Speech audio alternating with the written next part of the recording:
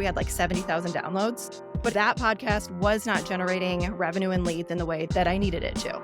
After I had my second son a few years ago, I decided to just pause that because like life was crazy.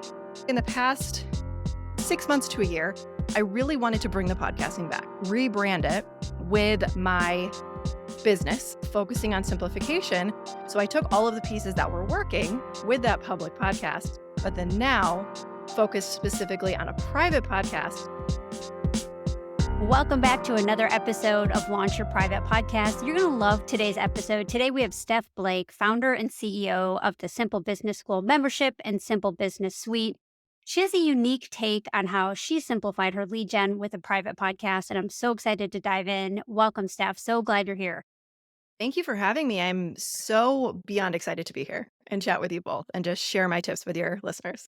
Why don't we start by having you tell us a little bit about your business, what you do, who you serve, and maybe some context around your business model, because that helps our listeners understand kind of how you've injected or using private podcasts in your business. Yeah, absolutely. So I consider myself a business coach and consultant. And my whole thing, which you probably figured out just by the introduction, is simplification, right? Simplifying your business so that you can work 20 hours per week or less. That is my whole shtick. And I had to learn how to do that for myself actually many years ago when I was pregnant with my first child and I was working 80 plus hours a week. And I was about to end up in the hospital because I was doing too much and I didn't have anything simplified. So for all of those people listening out there who are like, it is not possible for me to run my business in 20 hours a week for whatever reason, I'm telling you it is. Right. And just to give some background, like you said, on my business model, I currently have a very simple business model, which is one membership and an all-in-one tool, software tool called the Simple Business Suite. And both of those work very well together to support our members and our users to help them simplify their businesses. Awesome. Okay, tell me who you typically work with. Is it Yeah. business owners, typically solopreneurs, small teams, or Yeah. do you So have a wide range? So for the Simple Business School, that is specifically, I mean, there's really two sets of people. There's the people who are just getting started and they don't really know what they're doing in their business. They just know that they want it to be simple and they don't want to work a lot, right? And then there's that other group of people who've been in business for too long, or not too long. They've been in business for a while, but they're doing too much, right? They're working the 40, 60, 80 hours a week and they're just done. They're like, if I'm going to continue doing this, I may as well just go back to my 9 to 5 job where I at least had weekends off. So those are really the two groups that I work with inside of the Simple Business School. And then I also do have private consulting for the higher level people as well that I support. And then in the software, the Simple Business Suite, that is truly for anybody who just wants to simplify the tech by keeping it all in one place instead of, like me, previously Frankensteining together 30 different tools and then having them all break and paying over like $1,000 a month for all of these different tools. So it really depends. Like I said, for the school, based on where you're at in your business, like that can support you whether you're just getting started or you've been in business for a little bit longer. Like I said, like coaches, consultants, online business owners specifically.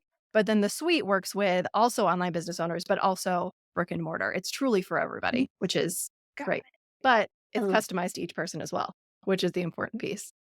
Makes Cool. sense. I'm Yeah. curious for someone who, because we've seen a lot of folks simplifying tech stack, simplifying like lots of things in their business, and I'm curious when you found out about private podcasts for someone who focuses on simplification. You're like, this is it. This I'm going to add this to my tech stack in order to simplify. So can you walk us through how maybe you discovered private podcasts and that epiphany that you may have had that adding this actually does help me simplify? Yeah, that's a great question. So, a few years ago, at this point, it's been almost 3 years, I had a public podcast called Behind Their Business. And I would say, I don't know if it was the first of its kind that actually talked about the real stuff happening behind the scenes, but there weren't very many at that time. And I wanted to create this podcast where it actually showed the real life stuff happening. It wasn't edited, nothing was filtered. It was like, this is the stuff happening that people are not talking about. But that podcast was not generating revenue and leads in the way that I needed it to. It was getting a lot of like a lot of people were reviewing it. I think in the first 6 months we had like 70,000 downloads. It was wild. Like it was growing very quickly. And this could have been my own fault. I just didn't know how to monetize it in the right way. So I had to, after I had my second son a few years ago, I decided to just pause that because I just didn't have the capacity for it. I mean, I had one kid, I had a new baby, like life was crazy. And I would say in the past 6 months to a year, I really wanted to bring the podcasting back because I love to talk, if you can't tell. I love to have conversations with people and I love to talk about strategy, but also hear about the real life stuff that's happening. So I said, okay, how can I do this? But how can I do this in a way that is easy for me and simple, right? And that I know will actually have a return on all of the investment that I'm putting in. So I decided to basically do what I was doing before, but rebrand it with my business, like where it's at right now, focusing on simplification, but also bringing the behind the scenes stuff as well to each of those individual episodes. So I took all of the pieces that were working with that public podcast, but then now focus specifically on a private podcast so that I could very quickly, almost instantly generate revenue when people signed up on top of the leads that it was bringing in through my audiences and the guests that I interview. Okay, I like this. So tell me how.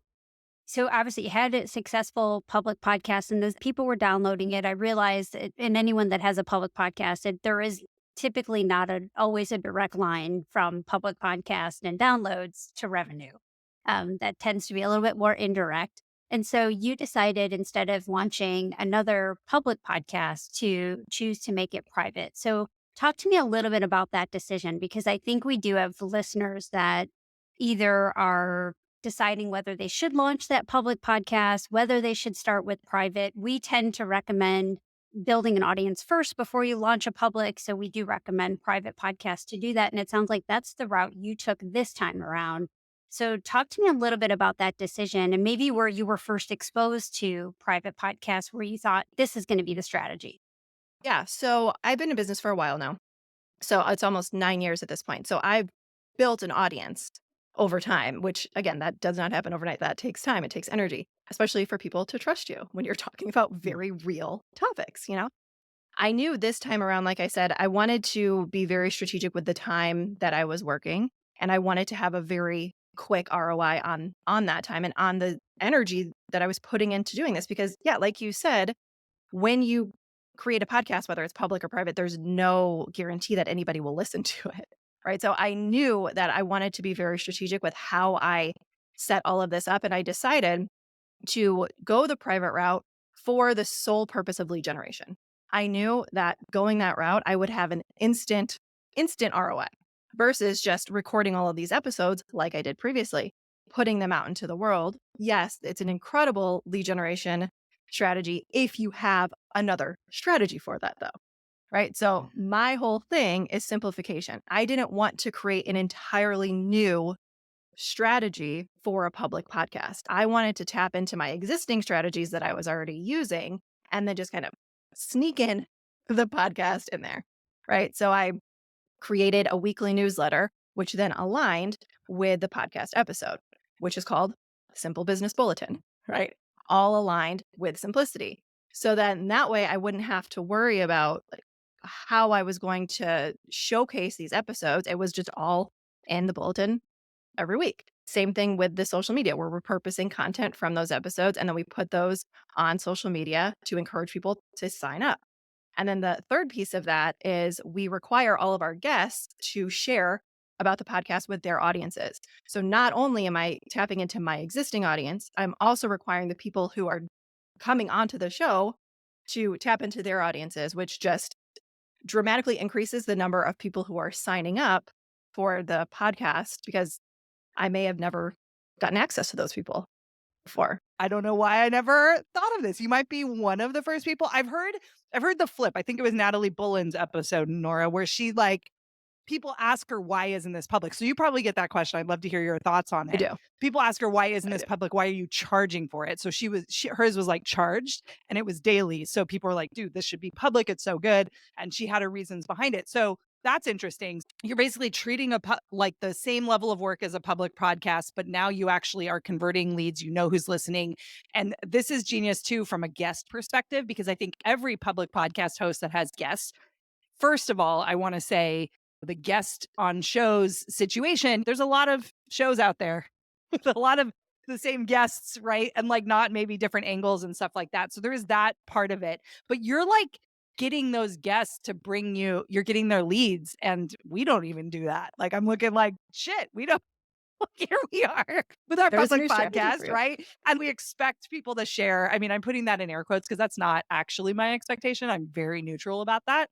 But okay, this is good. So, yeah, I guess answer that question of why isn't this just a public podcast? Are they like, how are they taking in this unique way of, running a public with a private paywall feed?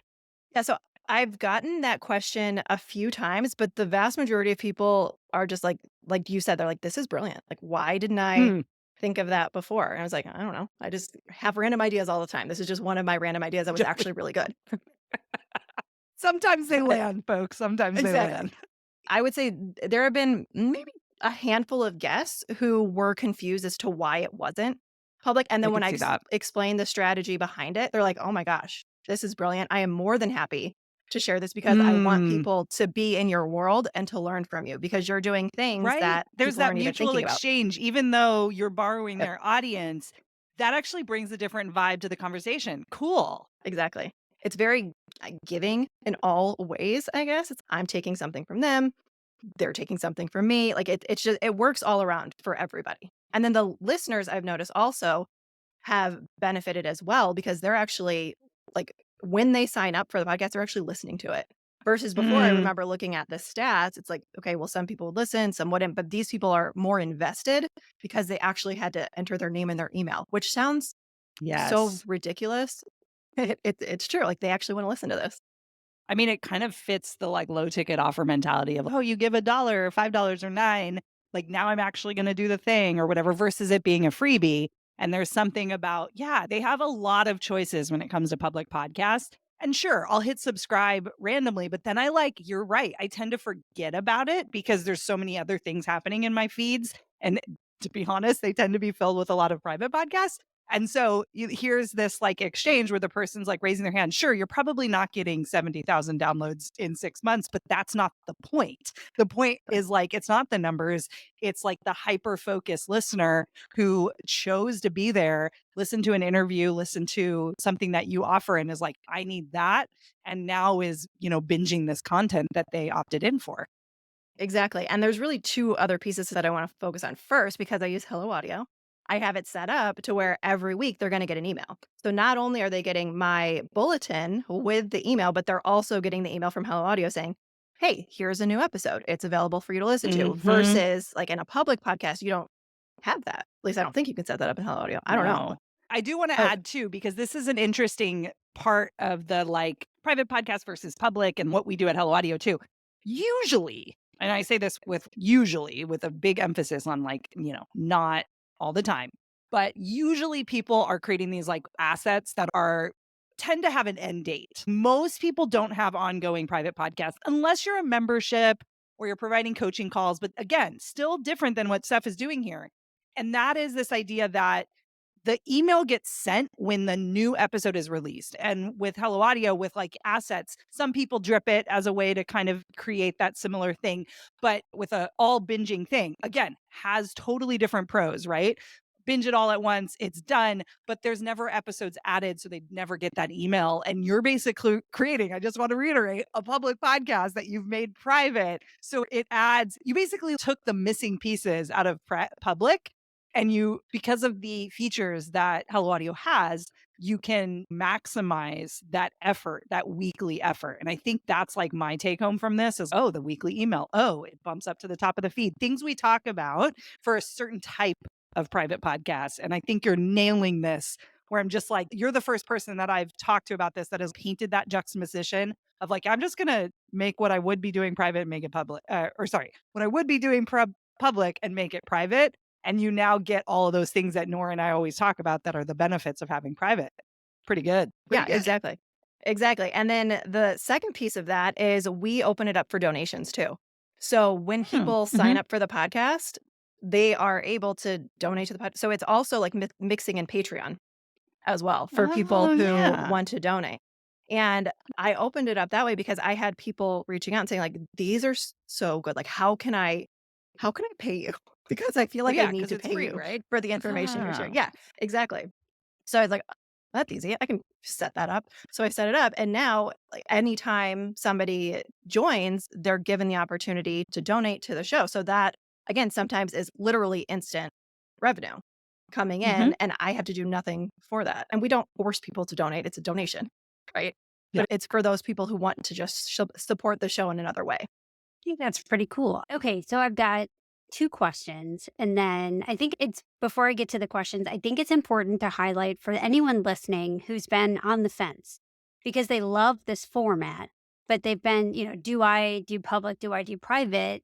I think in exactly what you pointed out, Lindsay, this is if you love the format of interviewing and having guests and being able to meet people, connect, which is, I think, one of the best parts of having this type of format is we get to meet really cool people and have chats and find out what Mhm. other people are doing. And you can still do that and have the lead gen benefit. So I just want to like, this is a great hybrid kind of model. If you're, Yeah. because I know we have a lot of episodes on this podcast about people who are using private in a way that's more of an asset, a container, a training, a container of a lead magnet or something like that. But this is very much a public show format. It's just private and you've got that lead gen. So just pointing that out for anyone who's who's been on the fence or just loves this format, that you can absolutely use this as lead gen. So two questions on the lead gen aspect of it. One is I know we're going to have people who are curious about how you're marketing it. So obviously you're Mhm. getting leads from your guests. But are you doing anything like organic or paid ads or anything else to amplify the lead gen? That's my first question. And then the second question is for the guests, have you been met with any resistance from guests who are, because I know there's some people out there when they guest on other people's shows, they do it for exposure, they do it for like their audience building. And so have you run into any resistance from a guest standpoint on this model? So to answer your first question, I mean, it's still relatively new. So we haven't started ads yet. That is going to happen probably early 2025, I would guess, is we'll start to run ads to the show. So currently it's just all organic. So all through social media, my email list, again, that I've built up over the years, and then through our guests. Now, another thing that I forgot to mention with the guests is all of them are given affiliate links. So Oh, nice. not only are they able to share the link, so if somebody donates, for example, they will get a cut of that donation as well to thank them for their time of coming on. And they'll also get rewarded since it's tracking them on the back end. If somebody signs up for the show and they purchase anything, I think it's set up currently for anytime within 6 months. So if somebody purchases something from me, maybe I've talked about my membership on the show or something like that, they will also get rewarded for that. Like I said before, when we were talking about wanting to make sure that everybody's winning, that was another component that I wanted to add in to make sure there was some financial compensation for the guests as well. Oh, the other piece about the guests, the pushback, right? So very strategically designed an application that told people what this was. And I said, this is a private podcast. If you come on, you understand that.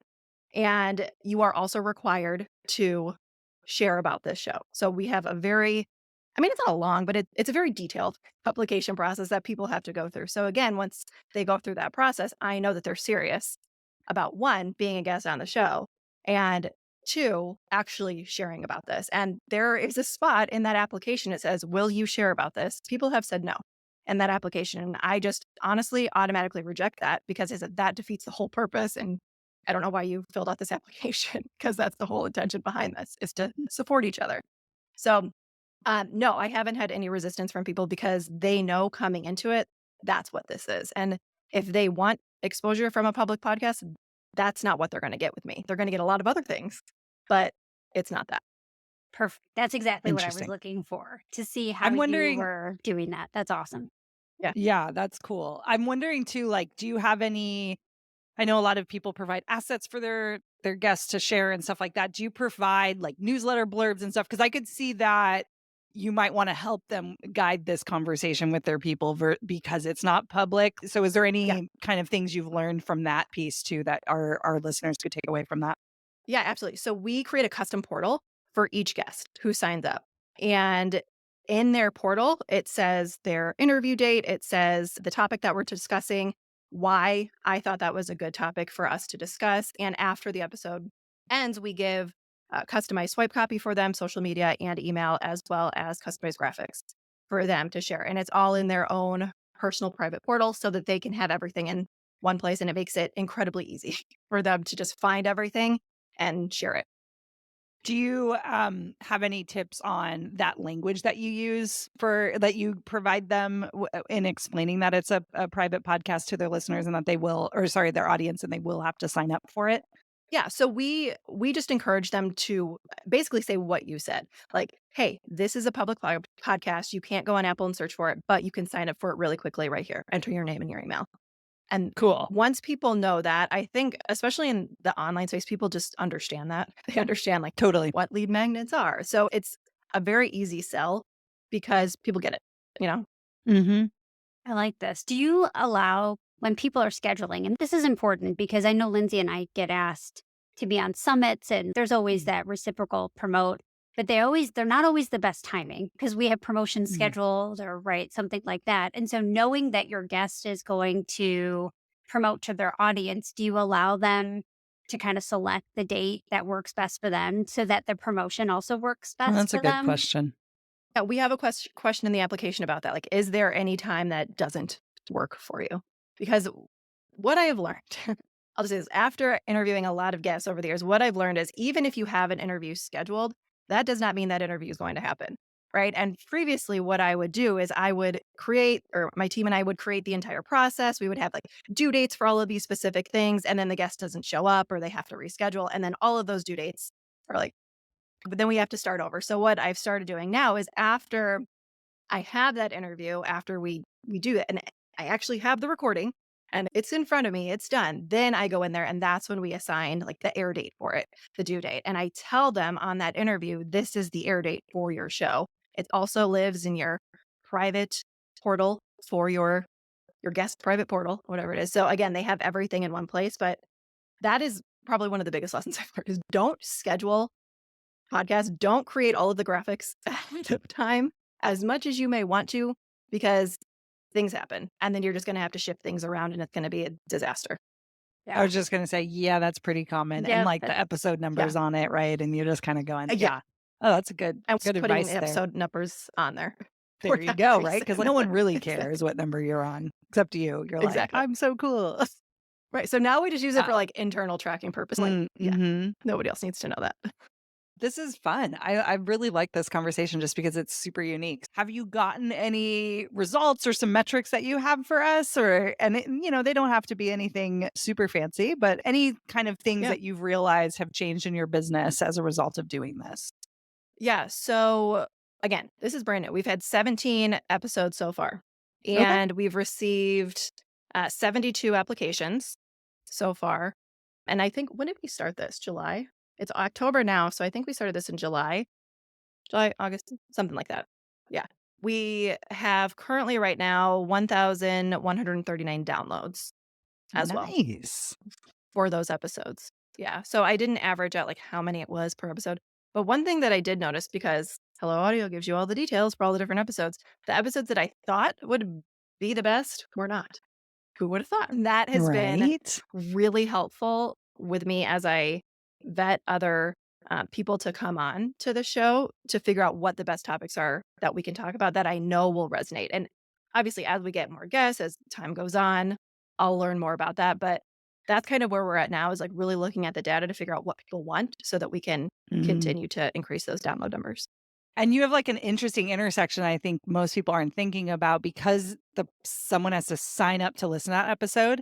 You're also like intersecting with their audience, which I guess happens with every podcast, right? Like Steph sharing this with her people, we'll see who's interested in private podcasts, but you have more data than the typical public podcaster, as I'm realizing here as we're talking to you. Not that I didn't know that, but as I'm talking to you, I'm like, oh, yeah. So then you could even go even more nitty gritty and find out, like in the forum, asking about the pain points of their audience, because then the topic positioning really could grab their people. And so it could be a mix. And somebody who you think has all these followers or all these subscribers and that episode didn't go very well, it's like, oh, well, did we position it for all these subscribers or are these subscribers not that engaged, which can happen totally. And so just thinking about that, like you just have more fine details than a typical public podcaster doesn't have. And they're just looking at downloads and they're going to be like, oh, Steph did not, bring the heat or whatever. And it was a low episode, or she did, but now we don't know why. Like, why did this work? Sometimes we think it's just, or it's the onus is put on the public podcaster where it's like, oh, I guess we just didn't position it right or whatever. And then when in reality, there's this like dance happening between the two. And now you have like information that you could actually like segment. And then because we're using those affiliate links, we can also track Oh, what's yeah, even happening on the that. back end with the people who are promoting. So, like, if somebody says they're gonna promote and Mm, then they don't promote, guess what? I mean, this hasn't happened yet, but I could just remove their episode because, like, you yeah, didn't live up totally. to it. You literally signed a Oh, contract that's saying that you were going to true. do this. Yeah, that feels And then different we than a public podcast because it's like, which I've heard of people getting episodes removed and stuff like that, but it's different when you have numbers. Like if we were just talking about numbering, right? It looks different in public. yeah, and then it's also a lot easier to determine, like, where the sales are coming from. So, Mm, because it's all tracked in the affiliate platform. So we can say, like, "Oh, Jessica referred this person to me. This person just paid me $10,000. Okay, I wanna work with Jessica. She clearly has people yeah. in her audience who are attracted to me or whatever, right? And I'm glad you brought that up was, like, the data piece of it because I didn't have Yeah. that before with the public. Yeah. Something about this feels very like, so we have an asset that is called success stories that kind of became this, right? And so we would promote that evergreen regularly. And that became our public podcast. So we could have kept adding to that, Nora, and taken this model, right? But what's interesting is this feels more evergreen. I know podcasts are evergreen, right? Everyone talks about how they're evergreen, but because they're not searchable, they're not as evergreen as we'd like them to be, right? Like they're evergreen in the sense of maybe I want to binge the whole thing and I'll go back some episodes. Players don't make that super easy, but there is something about this that feels like from a guest perspective, I am happy to keep promoting this and putting this in a footer or putting this somewhere that is relevant and welcome email, whatever. Hear me on this show, especially if it was a really good episode that encourages them because of that affiliate piece tied to it. So I think that's another angle that this brings that's very different than being a guest on a public show. Yeah, absolutely, and so I host, bundles, which I'm sure you're probably familiar with. I host those at least once a quarter, and what I've started doing is interviewing the contributors I Hmm. started doing it on Instagram Live, and then I launched the podcast, and I said, "Okay, great, you can get a spot on the podcast for, like, this live interview." So I basically just repurposed it and added it as a bonus episode during that period Ah, for the interviews. And now, after I learned more things, that those will now only be available for sponsors for our bundles. So then people can pay to get that additional exposure for this added effort that goes into these interviews. So it's like always just trying to think of new ways to provide value, but also make money because we're businesses. We need to we totally. need to make money, right? I love this. So I'm curious, now that you've had this experience with private podcasts and you've had lead gen and it's been successful and it sounds like it's relatively easy. Like you seem very happy. Like I know some business owners are very burned out. They're like, I just because lead gen is lead. I mean, every business needs to generate leads and not every lead gen method is created equal, right? So I'm curious if you teach this, like using private podcasts in your curriculum or in your coaching with what, when you're working with other business owners, is private podcast one of your go-to tools in your toolbox that you would recommend? It's not, but I will. That's a great idea. See how we sneak that in there? We're like, you should probably be telling more people about this. I know. That's great. I can absolutely do that. This is a very easy thing for me to teach because I've taken the time to create the processes, the systems. Like at this point, it's literally just copy and paste into somebody else's account. So yeah, thank you. Thank you for that suggestion, Nora. I will be adding this in to the simple Yeah, business Yeah. school. and I wanted to say that it should validate again, I don't think anyone's done it like this. There might be somebody, like, we can't know everybody and how they're using their feeds, and so this is also why we love this show because it's like, I think we just learn new things. Our guests are so creative, our users are so creative and innovative, and so it's validation because 'cause we're like, "We need to send people to you because this is people are gonna wanna know even more than you're giving us here," because, yeah, it feels fresh and something like just another spin, just a tiny tweaks, man, that we are all making on these feeds and playing with. So Kudos to you. Yeah. So we'll send you people. Get that content out Thank there. you. We'll get it going. Thank you. I appreciate. Yeah. So 2025, Q1 2025, I will be teaching this because I already have the rest of the year planned. But yes, I will be teaching this in Q1. Very Nice. good. Very I good. like how we bumped it up to Q1. That actually makes Yeah. yeah, I make sure mean, you're it's signed up pretty. as an affiliate if you're not already before Mm, you start teaching. So I'm curious with, you started with a public podcast. So a lot of your audience kind of knew you from that public podcast. A lot of folks that maybe you might be getting on a list might be new to podcasting. That's something that they're not familiar with. Have you received any feedback on the private podcast and the model? People who maybe were used to public podcasts or are new to private podcasts. Have you received any feedback about the experience for the listener? I've heard from a couple of people, not a ton because it's still new, but I've heard from a couple of people who said that they liked opting in kind of for those reasons I mentioned before because they get those reminders, right? They get the reminder on Hello Audio. So it's not just another show inside of their Apple Podcasts where there's like 50 different shows that they're subscribed to. That's the biggest one, and I've had quite a few other people say, like, "This is the main podcast that I listen to." One, because you're so real and you're not afraid to say what other people are thinking, for better or for worse. But then two, because I actually remember that it's happening. One, through the Hello Audio reminders, and then two, through, like I said, that weekly newsletter that I send. It's just another touch point and another way to nudge them to say, like, "Hey, go listen to this thing. It's really good." I like that. And it's something important I want to highlight here because there's a lot of folks that think, "Oh, I'm going to go build an audience just by launching a public podcast," because they make the assumption that they're going to get an audience from people who search in directories.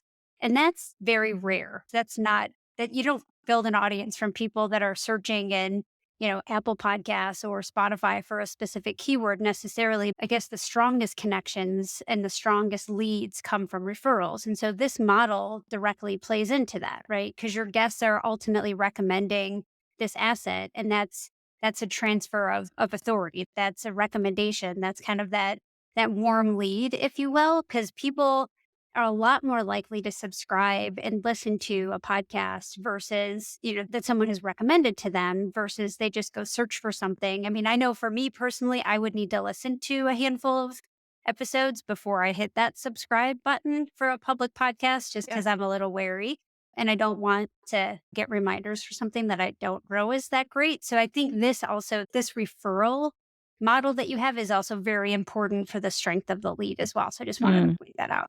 Yeah, no, absolutely. And I can say, I don't think I've ever gone to Apple to search for a podcast, ever.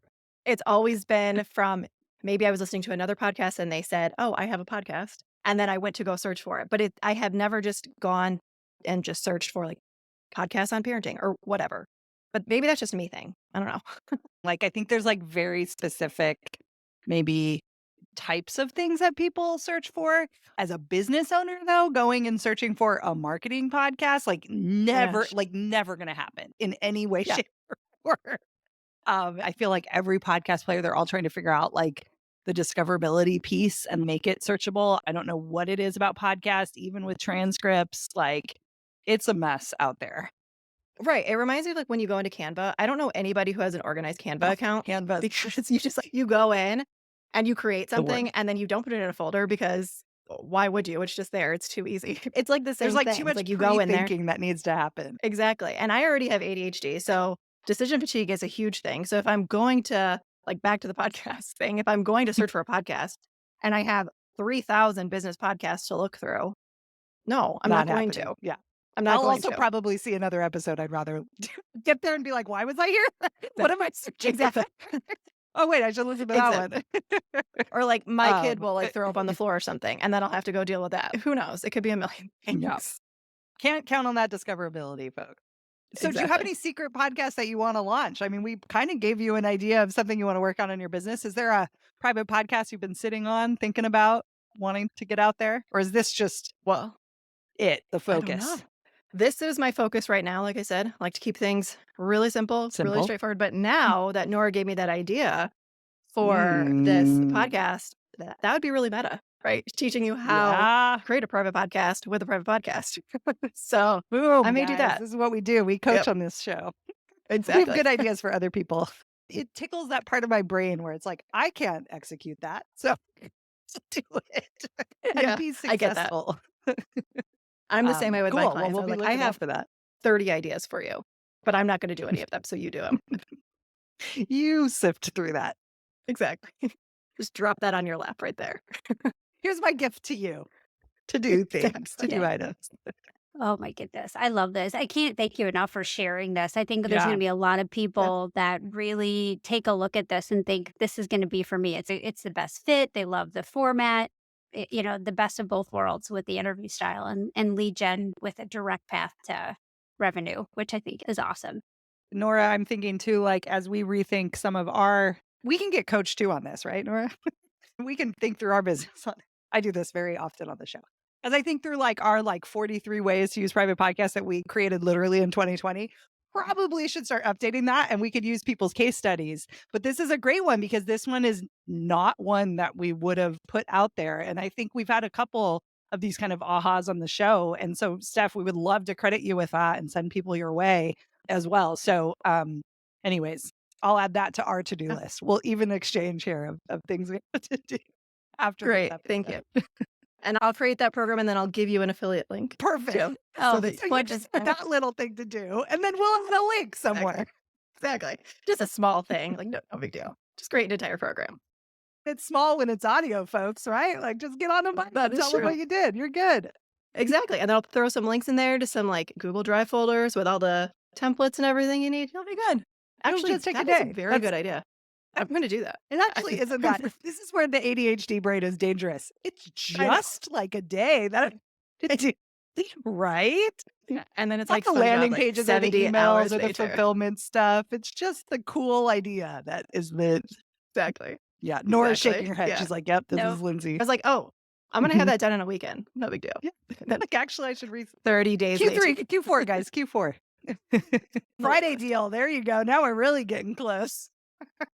I love it. Okay, we have one question that we ask all of our guests. So I want to make sure we don't forget it, we don't lose it. And that question is, if there was a private podcast of your life's musings, what would it be called? Oh my gosh. I have no idea. Chaotic Something simplicity. simple. There you go. Chaotic simplicity. Because as somebody with ADHD, my brain is very chaotic, but I'm able to really simplify things. I don't know how. It just happens. So that would be it. I like it. Yeah. Fits the vibe. On brand. It does. It does. I love it. Awesome. Awesome. Well, thank you so much for joining us today. Thanks Yeah. for sharing everything. We'll make sure we have all the links for everyone listening that wants to follow. All the links will be found in the show notes. We're excited to Yeah. chat with you again once the other program launches. We'll have you back on the show. Thank you Thanks, so much. Steph. This is a blast. Thank you. And there you have it, audio heads. Another episode of Launch Your Private Podcast is in the books. I hope you're leaving today feeling even more ready to amplify your voice and connect with your audience in meaningful ways. The adventure continues in our next episode with even more insights, strategies, and inspiration to help you along your own private podcasting journey. Of course, make sure to check out helloaudio.fm to start your own private podcast. And remember, you've got amazing content that needs to be heard. So let's turn the volume up. Until next time.